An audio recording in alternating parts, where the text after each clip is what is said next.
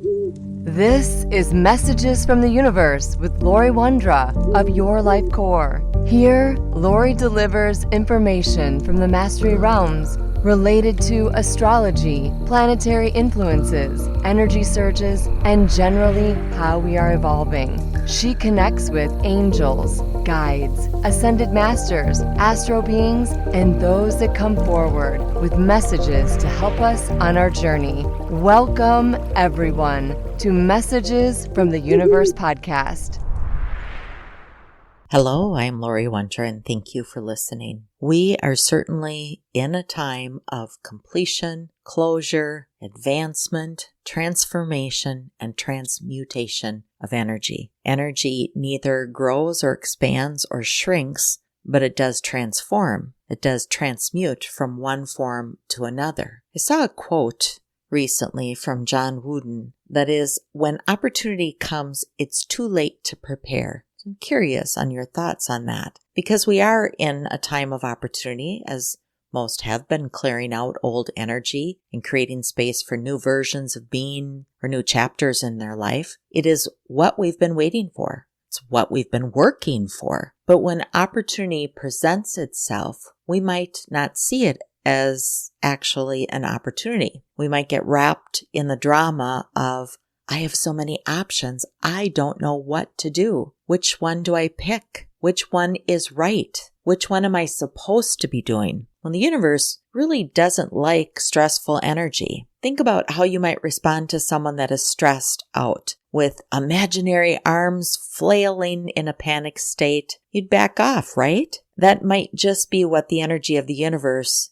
does. It backs off, or it could continue to apply pressure in the hopes you will feel the energy of movement versus the energy of panic. Opportunity can be overwhelming. It can be scary and challenging, and most times not what you expected it to be at all. Sometimes you might find yourself getting so fixated with what you want that you don't give enough breathing room to what's presented. Perhaps you don't stop long enough to pause and actually look at what's available. If you believe you are in a time now that you are healing wounds, healing ancestral wounds, correcting imbalances over lifetimes, completing contracts and agreements, well, this would mean you are also open to receiving all those things that you've been asking for. Dreams, wishes, desires, those things you have been working on, possibly over lifetimes. There is no time in the universe. So might it be possible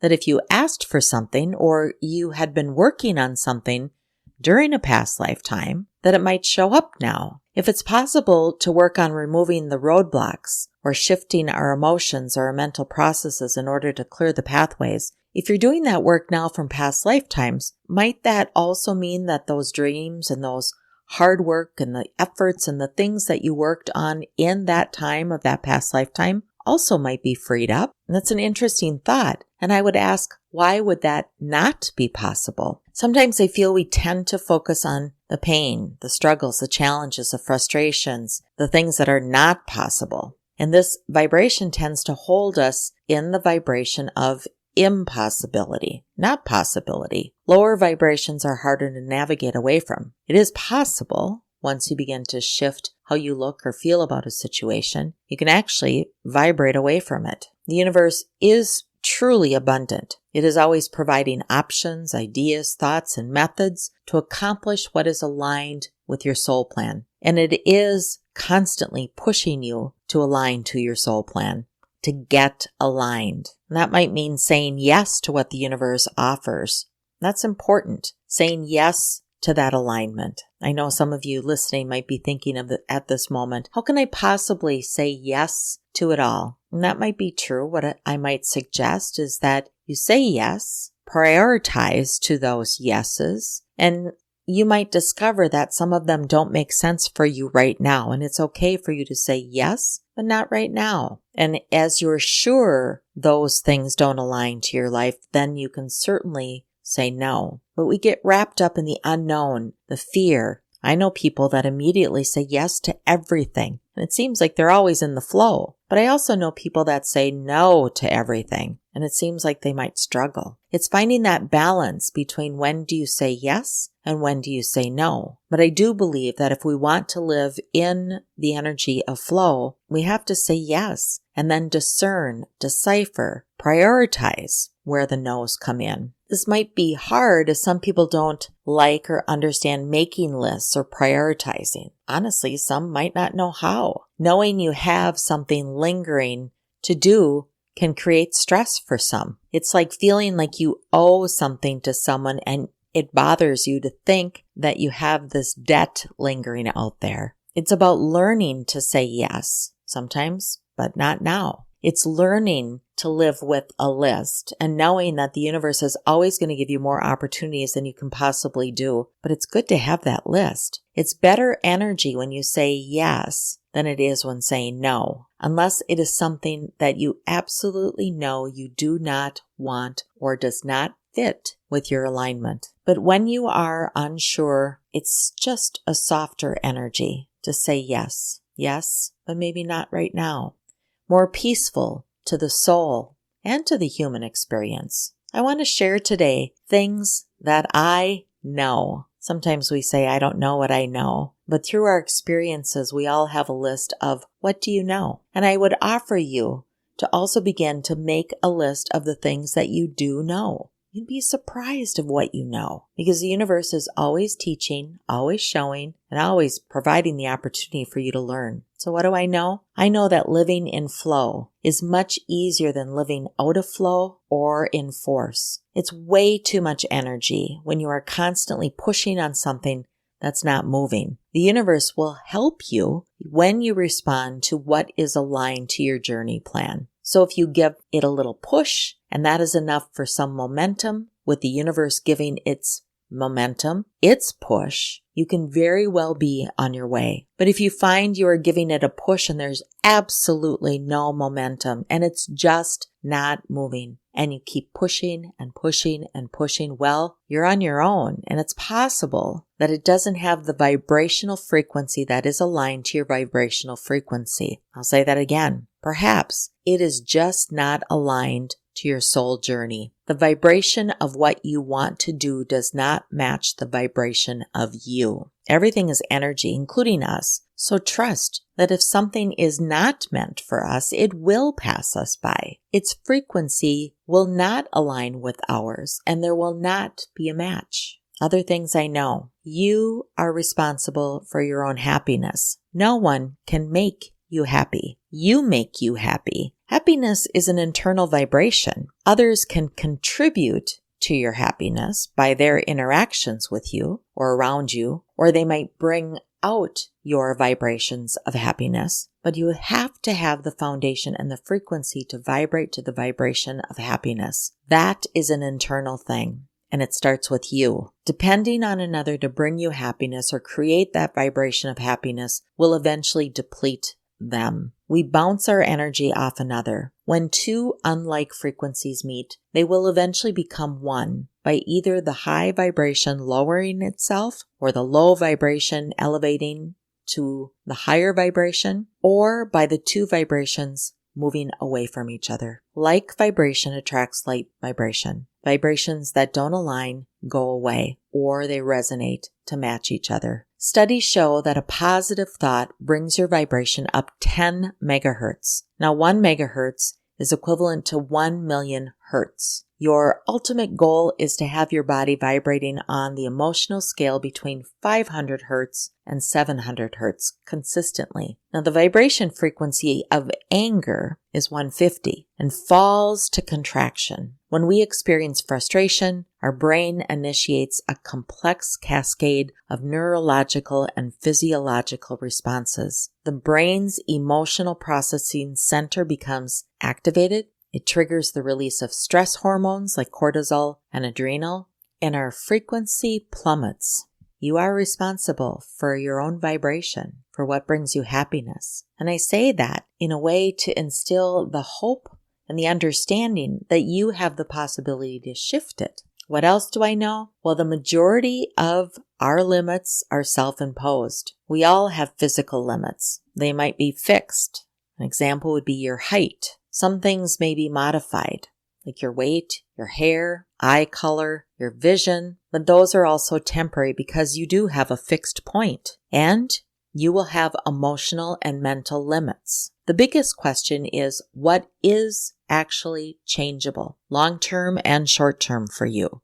Your emotions and mental processes, this is how you feel and what you think, are changeable, both temporary and permanently. In fact, they will change over time as you age or as you have life experiences. But with thought and purpose, and certainly the universe providing experiences, they will change, and you can change them when you focus. When you feel stuck and you ask to change the situation, it can be changeable. If you're a no person, and you might be inclined to blurt out no to those opportunities, absolutely nothing about that situation is changeable. But there is something changeable. You can start to say yes. How you feel, how you think about what you are experiencing, that is changeable. So even in a horrible situation, how you feel and how you think, how you evolve through that situation is changeable. That is shiftable. And it has the potential to bring a bigger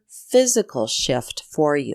Because when we're happier, when our emotions are vibrating at a healthy rate, when our thoughts and our mental processes are in a healthy state, we physically feel better. If the majority of your limits are self-imposed, then the majority of your breakthroughs can also be self-imposed. Wow.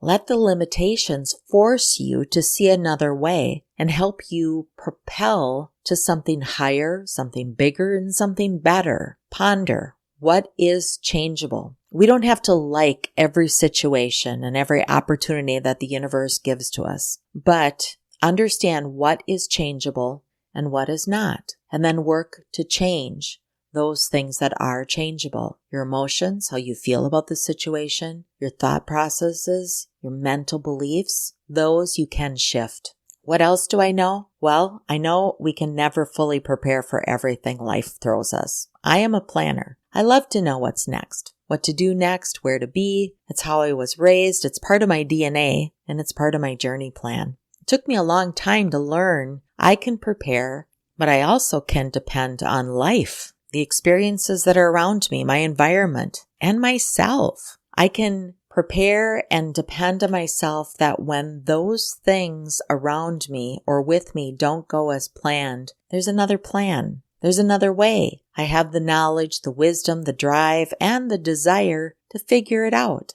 I won't waste my time beating myself up on what went wrong with my plan, but I will direct my energy to understand and to move forward. When I was in my corporate role as an information technology leader, we'd deploy large, complex software systems. Anytime there was something that didn't go as planned, we'd gather to discuss lessons learned. We'd sit around the table discussing. We'd talk about what may have been preventable and what simply was, and there was no way of knowing. There was no way of planning for it. But we used that time to learn, to quickly help move through a situation so we could have closure and move on, not lingering, not wasting energy. After large deployments, we'd celebrate, and during that celebration, we'd also share what went right as well as what we'd do different the next time, the lessons learned. Sometimes in our everyday life, we don't pause to do that. When both my children were learning to drive, I enrolled them in a program called Street Smart Driving. And that class was held on a driving course that was used to test for licensure for large vehicles to drive. So it was equipped with road situations. But this organization took it a step further. They would teach youth to drive in real life situations, such as water pooling on the road, ice or snow on the road, how to brake, turn, navigate under those situations. They would have crew throw a ball out into the course to teach students to be alert, cautious, and aware if a person were to run out in front of them. They would operate the stoplights so that the youth would need to learn to prepare for a quick sudden stop or slow approach. They had tools to mimic the sun shining students in their eyes to help them prepare for those things that they might face while driving out in the real world. In truth, we're always learning, and I certainly felt safer and more secure, as did my kids when they'd first drive in that first snow or heavy rain. It gave them a level of confidence as well as it gave me a level of confidence, just enough so that they could move forward, but also not having the expectation that everything was always going to be perfect. As humans, expect the unexpected. We can prepare for everything that might or may happen, and we can get locked into thinking we can prepare for everything. But it leaves us doubting our abilities that we are resilient and can resolve when we need to. Although both of my children took this course, they had episodes in snow, going off the road, sliding. But they had the tools, they had the forethought and the practice, knowing that they could handle anything that might come up. And if it didn't, they would step back and they would learn from what they did or didn't do, and the next time they'd be better. I believe the universe gives us opportunities to practice learning how to improve. If we didn't get it right or we didn't have the experience we thought we were going to have, the universe will give it to us again. You get better by experiencing things. That's evolution. We're all old souls. We get better as we experience lifetimes. As we experience lifetimes, it means that we're active in these lifetimes.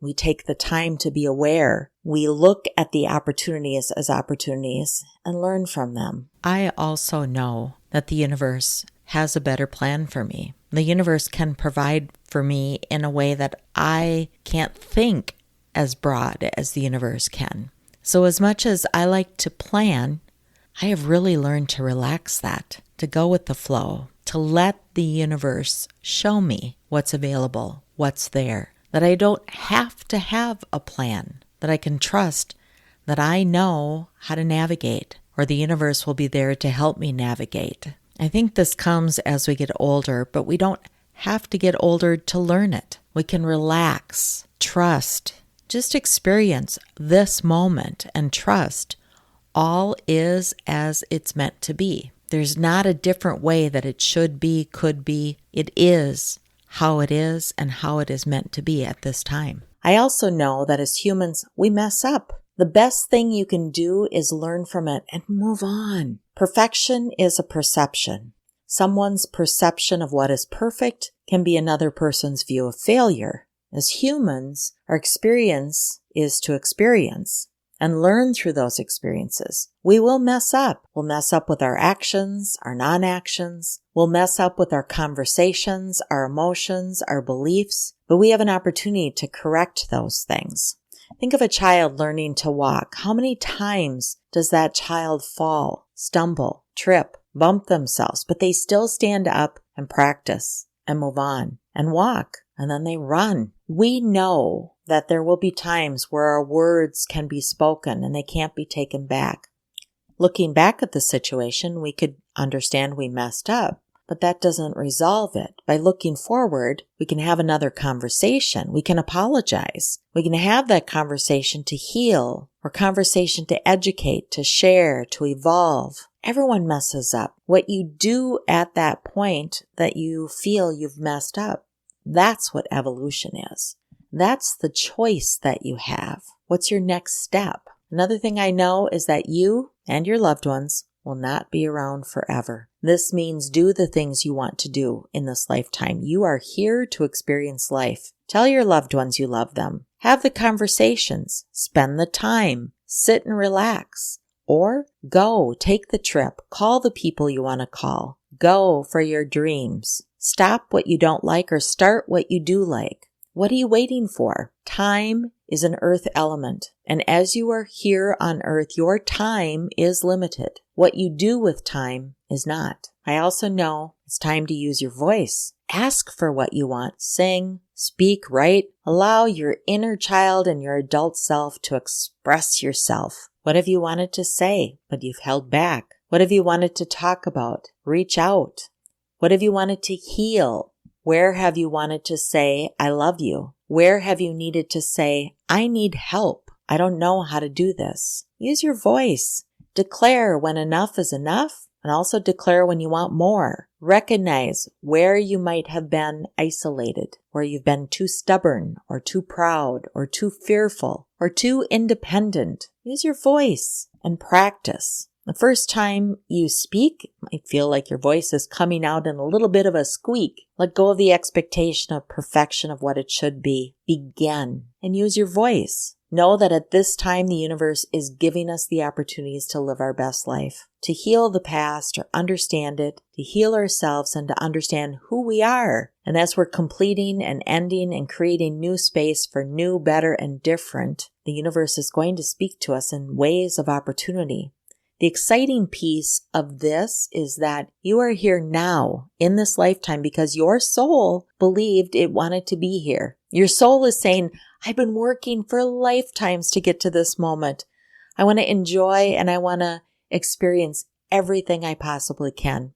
There is purpose, design, desire to experience. And not all experiences are loving, wonderful, joyful, or even peaceful. But that too is what the soul understands it will experience. There's balance in the universe. So at times of darkness, we are also reminded there is tremendous light. So look for it. In times of frustration, there's also great success. So acknowledge where you do have success. In times of uncertainty, there's also clarity. So follow where the universe's light is taking you. In time of void, the universe does fill in. Let go of the past. Let it only be a memory and create the space for the universe to fill the void. And then see, experience, enjoy what the universe has filled in for you. Because oftentimes those adventures are better than anything us humans could have planned. I'm wishing much joy, peace, harmony, and the light of the universe to shine on your path.